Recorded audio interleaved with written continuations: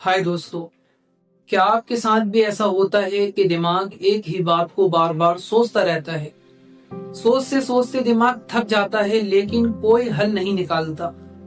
आप अपने ही विचारों में घिरे रहते हैं, फंसे रहते हैं। अगर हाँ तो समझ लीजिए आप ओवर थिंकिंग से जूझ रहे हैं। और आज की ये वीडियो आपके लिए बहुत ही काम की होने वाली है, बहुत ही महत्वपूर्ण होने वाली है। आज मैं जो टेक्निक आपको बताने जा रहा हूँ, आपने इन सब टेक्निकों को ध्यान से समझ लिया और अपने अंदर अनुशासन में ला लिया इन सब टेक्निकों को, तो आप हमेशा हमेशा के लिए ओवर थिंकिंग से बाहर आ सकते हैं। तो अब हम शुरू करते हैं। सबसे पहले हम जानेंगे कि ओवर थिंकिंग क्या है। दोस्तों, ओवर थिंकिंग का मतलब ये है कि एक ही बात को बार बार दिमाग में घुमाना, एक ही बात को बार बार सोचते रहना, सोचते रहना, सोचते रहना, इतना सोचना कि दिमाग भारी हो जाए और सही फैसला लेने में मुश्किल हो जाए।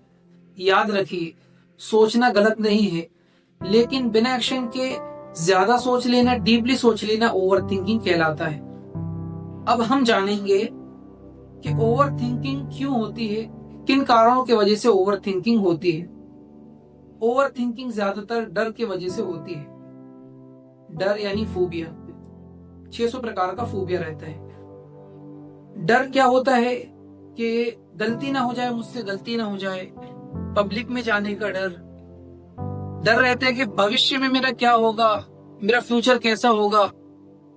ये डर दिमाग को आराम नहीं करने देता और इंसान सोच की जाल में फंस जाता है। अब हम जानेंगे कि ओवर थिंकिंग से होने वाले नुकसान। जब इंसान ज्यादा सोचता है तो दिमाग हमेशा भारी रहता है, चिंता और बेचैनी बढ़ जाती है, नींद खराब हो जाती है और आत्मविश्वास धीरे धीरे कम होने लगता है।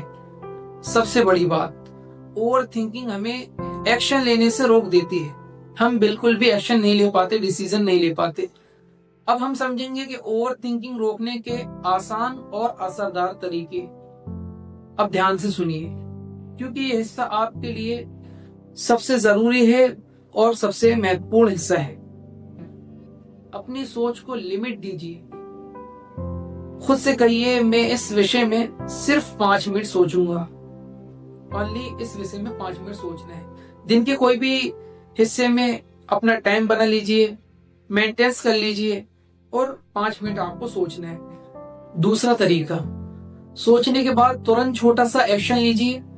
एक्शन छोटा हो सकता है लेकिन होना बहुत जरूरी है। तीसरा तरीका, वर्तमान में रहना सीखिए।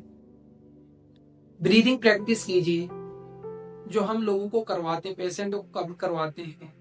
अपनी सांस पर ध्यान दीजिए और जो काम अभी कर रहे हैं उसी पर पूरा फोकस, पूरा कंसंट्रेशन अपना बनाए रखिए। चौथा तरीका, जो चीज आपके कंट्रोल में नहीं है उसे छोड़ देना सीखिए, बिल्कुल भी छोड़ देना सीखिए। हर चीज को कंट्रोल करना हमारे बस में नहीं होता, बिल्कुल भी हमारे बस में नहीं होता। दोस्तों, याद रखिए एक बात, कम सोचो और ज्यादा एक्शन लो। कम सोचना है और ज्यादा एक्शन लेना है, ज्यादा काम करना है, अपने आप को व्यस्त रखने की कोशिश करना है। और एक बात पूरे भरोसे से समझ लीजिए, माइंड से जुड़ी समस्याएं जैसे depression, anxiety, phobia, insomnia, over thinking और ओसीडी, इनका इलाज संभव है।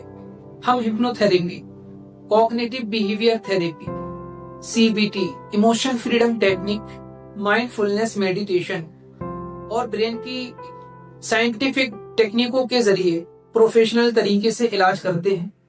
माइंड अगर समस्या बना सकता है तो सही दिशा मिलने पर माइंड समाधान भी निकाल लेता है, समाधान भी बना लेता है।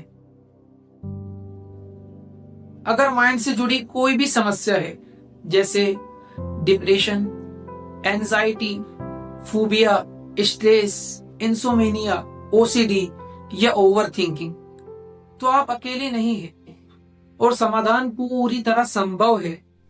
सही टेक्निकों और गाइडेंस के साथ हर माइंड बदल सकता है, 100% बदल सकता है। और अगर आप तैयार हैं तो आप अभी हमसे कांटेक्ट कर सकते हैं मिलते हैं अगली वीडियो में। Thank you, take care.